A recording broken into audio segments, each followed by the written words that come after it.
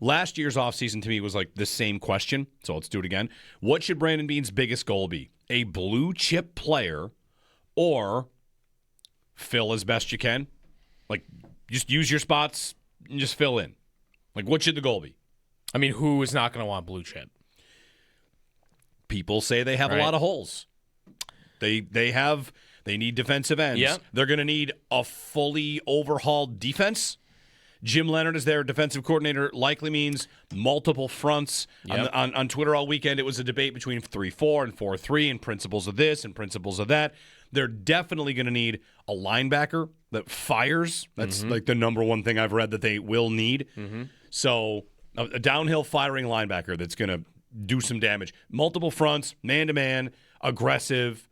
That's the Jim Leonard defense. It is a very different defense than what they've had. So they'll probably need a lot on that side of the ball. And you'd say, I don't want a blue chip player. What I want you to do is to fill in as many holes as possible. They have, to me, tried that. And they've tried that over. It's been most off seasons. And over and over, right? Like, it has been kind of the thing that they've done, employed as a strategy almost every offseason going back years now.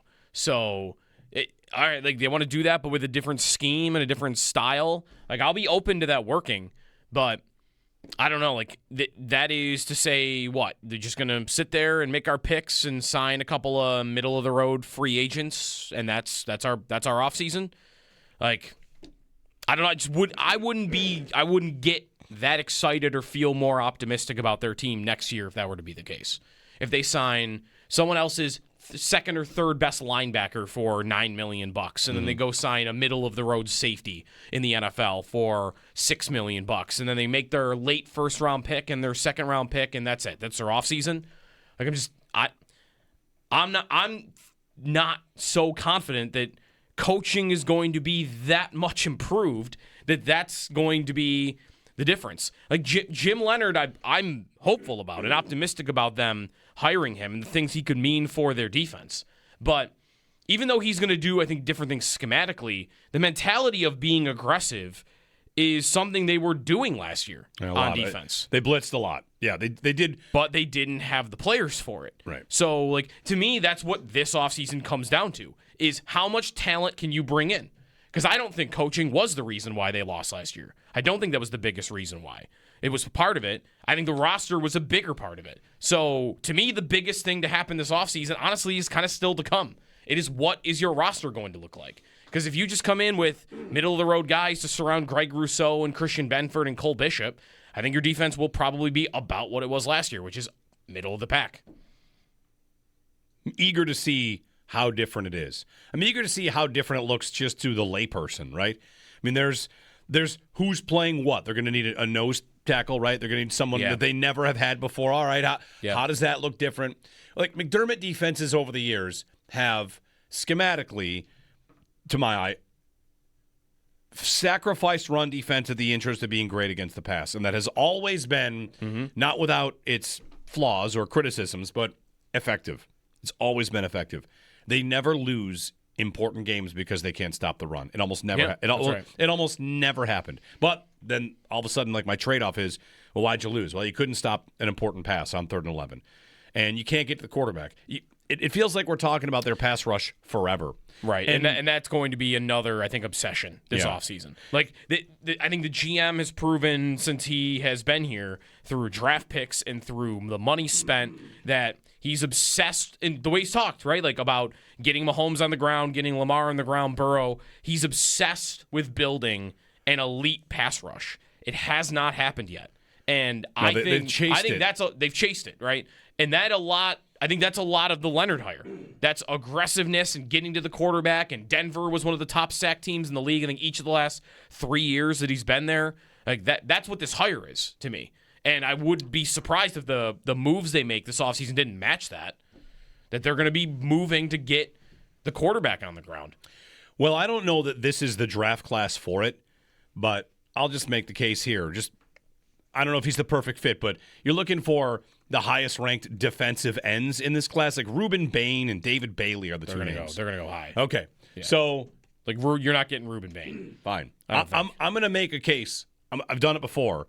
And to prove I'm not just a one-trick pony, I'll be like a three-trick pony, but two in this case. You want to make a defensive end, you can. They should trade as high as they can go. And the case is not that hard to make anymore. I mentioned Nate, quote, tweeted this, which one move would you like for the Bills? And the 4 pictures were Myles Garrett in a Bills uniform, Max Crosby, Bills uniform, Justin Jefferson, Bills uniform, and then Carnell Tate, the wide receiver from Ohio State. And quick thing on Jefferson, he, on a podcast, went and said some really nice things about Joe Brady, and his GM just got fired. So, of course, if you want to connect dots, that's easy to do. But, all right, let's use those 4 as an example of what the smart thing to do would be if you're the Bills. Myles Garrett, Max Crosby, Justin Jefferson, Carnell Tate. Why would I tell you that Carnell Tate's the best option of the 3? Because they will all take immense draft capital, and one of them will allow you, for the next 4 years, to have $30 million still to spend.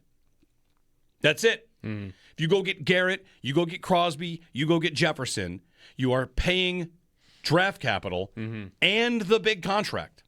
Right. And in the case of Carnell Tate, or make it Reuben Bain if you want a defensive end. Make it him if he's the perfect fit. You go up to 6 and you draft a game wrecker. What if they had done it for Abdul Carter? Which, again, asking any one of these teams to get out of this spot is almost impossible. Right, to go from 2 to 30 to 20, 29. Yes. I actually think it's even tougher to get a team to come out of a defensive end spot than it is a receiver spot.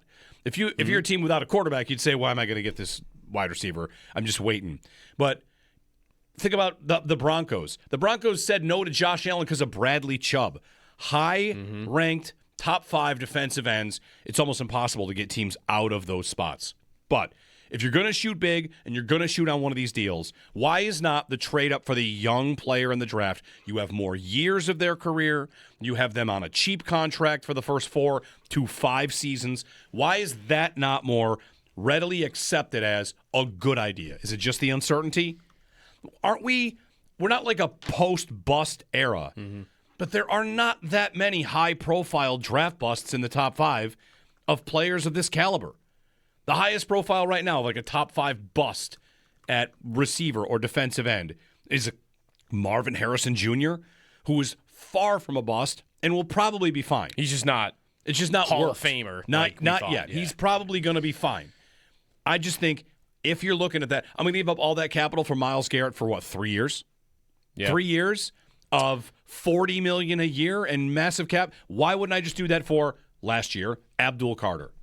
That, to me, seems like the better idea because I get Carter and $40 million to spend on the other holes to fill. Right. Basically, like in a perfect world, you would be able to, if you could find a team that would do that with you, you could either have Myles Garrett or you could have Carnell Tate and Trey Hendrickson because you have $30 million to pay him in free agency. Right. And you might not love Trey Hendrickson as much, but yes, you don't have to give anything up for him. He's an unrestricted free agent.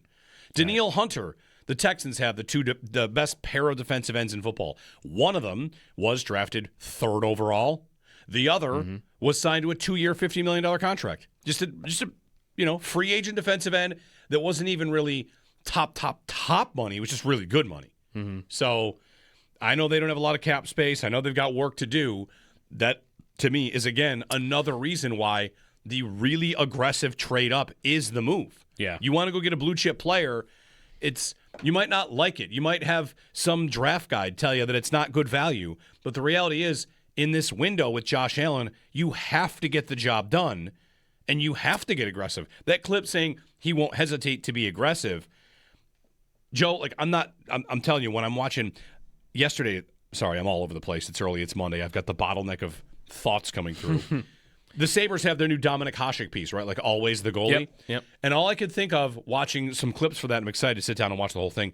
I thought, I don't want to in 20 years watch some Josh Allen retrospective where it's how he was amazing and we all love him and he never won. You can't have that happen again. He's too good. Right. And that might require getting stupid aggressive where you say like, well, we gave up an awful lot, but we got insert this player that will be a top 30 player in the NFL to be either next to Josh Allen or on the other side of the ball, wrecking the game. But I need I need them to really do what he said here and be aggressive. Because last offseason, they were not at all. Right. The furthest a team has moved down in the first round is 21 spots. Okay. Well, set a record. The Julio Jones trade. And the Bills are 20. It's happened a couple of times, 26. not much. So they could get to 6. Yeah, like 7, 2008, the Ravens went down from 8 to 26. The Bills went from 10 to 27. They went from 10 to 27. 2004, the Texans went from 10 to 27. So it happens, but it is definitely rare. And like that, what was that Browns price that they got to let the Falcons come up and get him was 2 firsts, a second, and 2 fourths. Yeah, big price. It will cost your first the following year. Fine. Like any trade like that is that would be assumed, and I'm not against it either. Like I don't think it's the worst idea in the world to say I'm going to go without a first for a year because I'm getting a prospect that is much more locked in as a star while being on a rookie contract. Should I think of them as 2 firsts? Because endlessly the draft will tell me anybody taken at 26 is definitely not a first-round pick. Right. Like you're only going to have 11 guys with first-round grades, so you're taking a guy with a second-round grade, and next year you probably are too. Mm-hmm. I'm going to be leading team trade-up and team whatever. Stop telling me about trading down is always the right idea. It can't be anymore. This team's got to get aggressive. He says he's willing to be aggressive. Like, all right, good. I'm ready to see it. 803-0550, 1-888-550-2550. Putting this roster together. Where is the blue chipper coming from? Free agency, unlikely, but possible. Possible. The draft, like I don't know how many blue chippers are free agents. well, Hendrickson before this past season would have thought to be one for sure. But I'm willing to give him a bit of a pass though on this year, right? Like there was contract stuff, and he only played 7 games. He had 4 sacks. Right.